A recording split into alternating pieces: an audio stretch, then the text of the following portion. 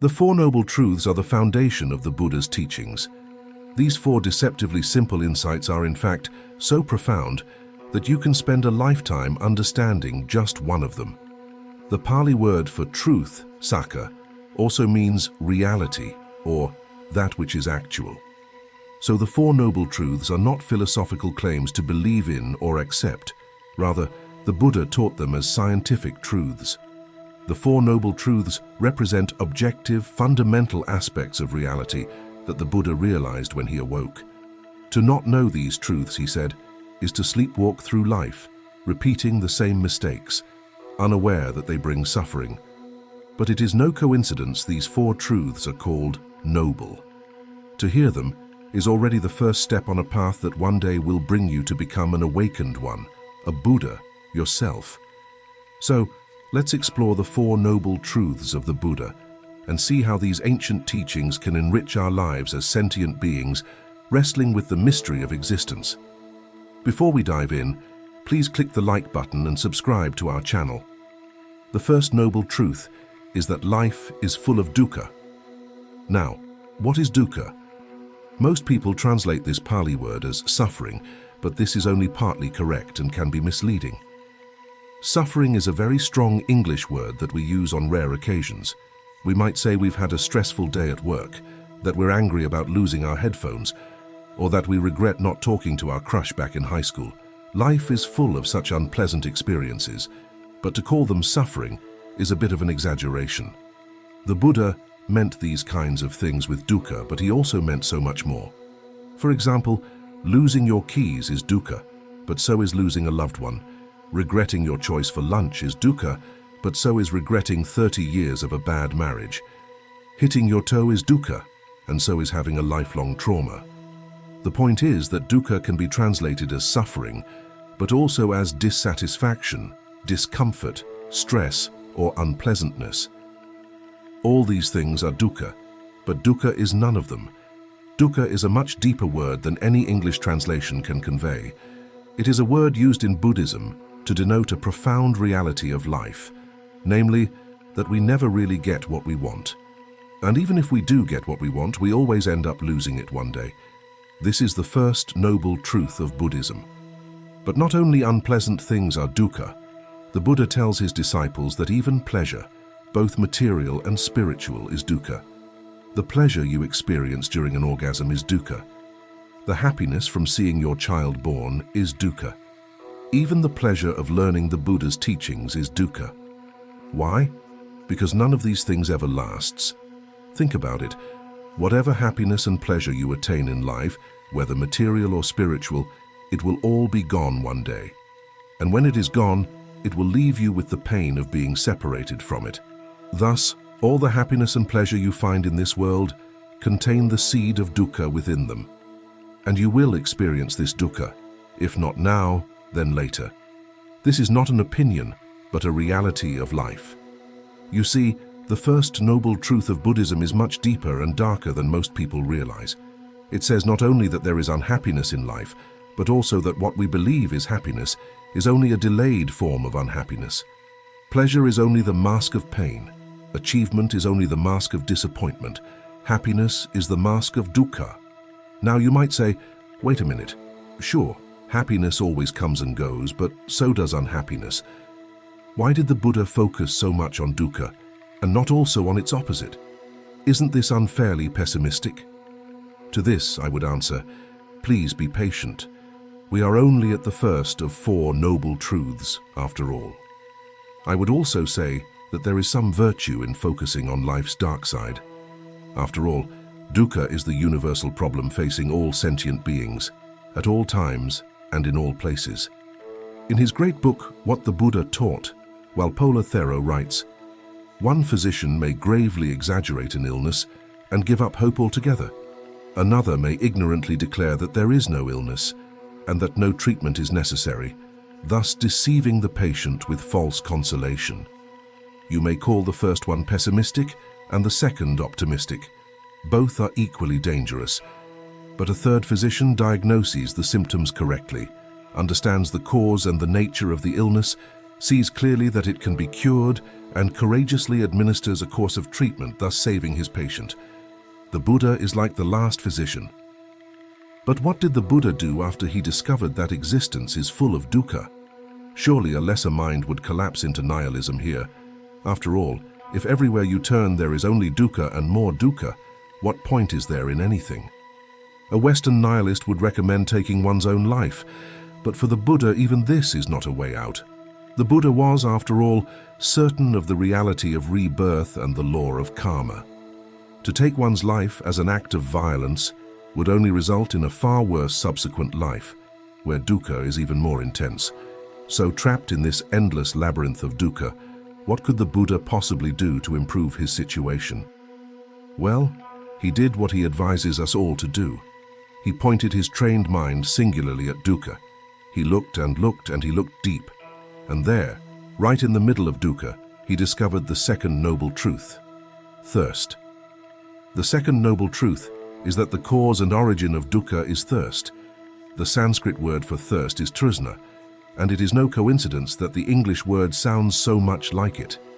Thirst actually derives from trishna, and both mean the same thing. So what did the Buddha mean by thirst, and why did he see it as the cause of dukkha? Well, think of all the bad experiences you've ever had, no matter how big or small. A breakup, a car accident, a failed exam, a funeral. No matter how different, these all have one thing in common. In each case, you wanted your experience to be different from what it actually was. This is thirst, the fundamental desire for reality to be different than it is. Now, pay attention. It is not thirst for the wrong things, but thirst itself that creates dukkha. A monk thirsts for enlightenment, a lover for his beloved, a woman thirsts for a child, a Wall Street trader for a bigger paycheck. One man thirsts out of love, another out of hatred. The specifics don't matter. Thirst is always the origin of dukkha. Whatever we thirst for brings us dukkha because we don't have it. Even if we get what we want, it is never as good as we imagined it to be. Even if what we attain is as good as we imagined, even if it's better, it still never lasts. The roads of desire are many and winding, but they all lead to the gates of dukkha. And it gets even worse. Thirst is an addiction. When our desires bring us dissatisfaction, we don't give up on them. On the contrary, we feel that only desiring and attaining yet other things can bring us lasting happiness. Of course, this never happens. Every desire comes with the promise of a better life. But desire is like the mythical monster Hydra. Cut off one of its heads, and two more spring up in its place. Every desire is the fuel for yet more desire, until we are all aflame in the fire of dukkha. In the fire sermon, the Buddha says to his disciples, "All is burning, monks, all is burning." Now, the Buddha distinguishes some desires as better than others. For example, the desire to become a better, more responsible person is more productive and less harmful than the desire for alcohol. But as one moves along the path of awakening, one must learn to detach from even one's spiritual ambitions. The amazing thing is that the Buddha designed his teaching so that one needs to learn all of it through hard and long practice, and then one should let go of it entirely. The Buddha expresses this in his famous simile of the raft. He describes his teaching as a raft you use to cross a dangerous river. But what should you do once you reach the distant shore safely? Do you take the raft with you and carry it around? Of course not. This would only make it harder for you to go further. It is the same way with the Dhamma, the teaching of the awakened one. At first you must put great effort into learning it, and it will save you from a lot of suffering. But once you are advanced enough, it will only impede your progress to stay attached to teachings, concepts, and practices, even those taught by the Buddha. A frequent criticism of Buddhist doctrine is the following. If desire is so bad for you, why do Buddhists tell you that nirvana is so desirable? Isn't the desire for awakening also a desire? The Buddha would respond to this that there are skillful and unskillful desires, but also that even skillful desires should be discarded once they've done their job. Desire is like an infection in your mind. You need to treat the infection if you want to be healthy. But the cure for this infection is another infection, a kind of antidote. That antidote is the desire for awakening, the desire to help others, the desire for love and compassion. But the Buddha would say that this antidote is also dangerous if overused, and that you should also get rid of it once it has done its work. As the Buddha says, "My teachings are a guide to the truth, but they themselves are not the truth." Of course, one cannot let go of all desires and thirst immediately. Thirst is our constant companion, and it follows us even on the path to awakening. There are stories of monks who abandoned the spiritual life after several years of practice because they became disappointed. After many years of hard practice, they still could not reach enlightenment, so they became frustrated or even angry with the Buddha. But the problem was not that their practices were wrong. It was that they still held on to their spiritual ambitions, and those ambitions were a huge source of dukkha. You see, the Buddha teaches that your path is yours alone, and it doesn't matter how far others have gone in their practice. There is no good in comparing your progress to that of others. This can only distract you. If others have achieved more, you should be happy for them and inspired by them, but you should not be envious of their achievements. The moment you start worrying about others, you are thirsting again, and it is only going to bring you more dukkha. So, we see how the Buddha is diagnosing the cause of the problem of dukkha. The cause is not the universe or the people around us. It is inside us, within our own minds. But what are we to do? If the Buddha had ended his teaching here, the truth of dukkha and thirst would still be valuable, but we would be lost.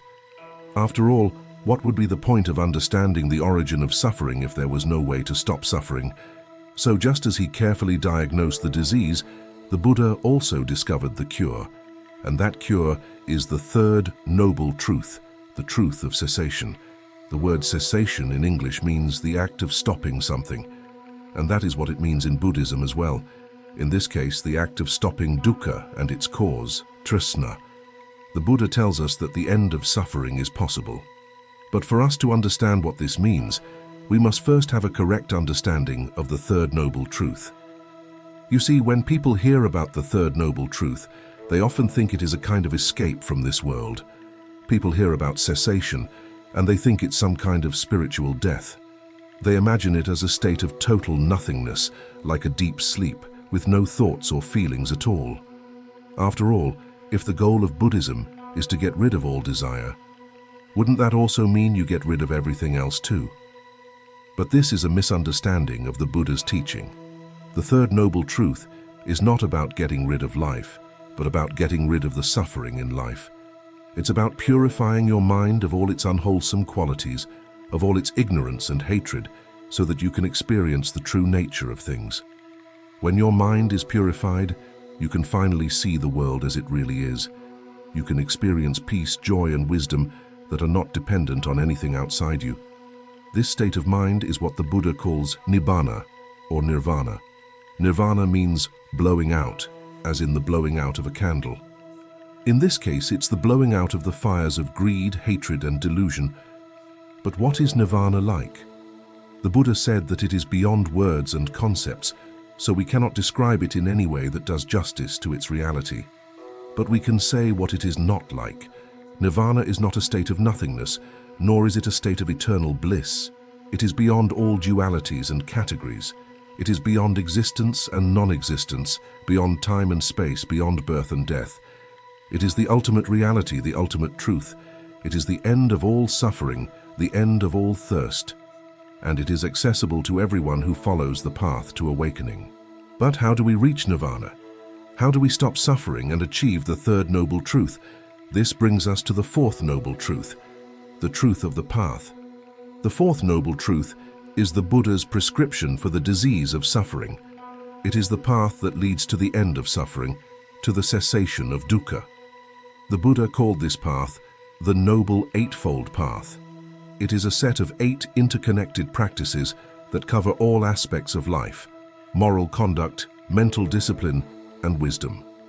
The Noble Eightfold Path consists of right view, understanding the Four Noble Truths and the nature of reality; right intention, developing the intention to renounce attachment, ill will, and harmfulness; right speech, speaking truthfully, kindly, and helpfully; right action, acting ethically and compassionately, avoiding harm to others; right livelihood, earning a living in a way that does not harm others; right effort, cultivating positive states of mind and overcoming negative ones. Right. Mindfulness. Being aware of the body, feelings, mind, and mental states. Right. Concentration. Developing deep states of mental absorption and focus. These 8 practices are not meant to be followed in a linear order, but rather simultaneously and in harmony with each other. They support and reinforce each other, creating a holistic approach to spiritual development. The Buddha compared the Eightfold Path to a chariot with 8 wheels, all moving together toward the same goal. If one wheel is missing or broken, the chariot cannot move forward. In the same way, if one aspect of the path is neglected, progress toward awakening will be hindered. The Noble Eightfold Path is not just a set of rules or rituals, but a way of life. It is a practical guide for living a life of wisdom, compassion, and inner peace. It is a path that can be followed by anyone, regardless of their background or beliefs. The Buddha taught that the path is open to all, and that anyone who sincerely follows it will eventually reach the end of suffering and attain nirvana. In conclusion, the 4 Noble Truths are the essence of the Buddha's teaching. They provide a profound and practical framework for understanding and overcoming the suffering that is inherent in life. By recognizing the reality of dukkha, understanding its cause in thirst, realizing the possibility of its cessation, and following the path to its end, we can transform our lives and achieve true peace and happiness. The Buddha's teachings are not just philosophical ideas, but practical tools for personal and spiritual development. They offer a way out of the cycle of suffering and a path to awakening and liberation.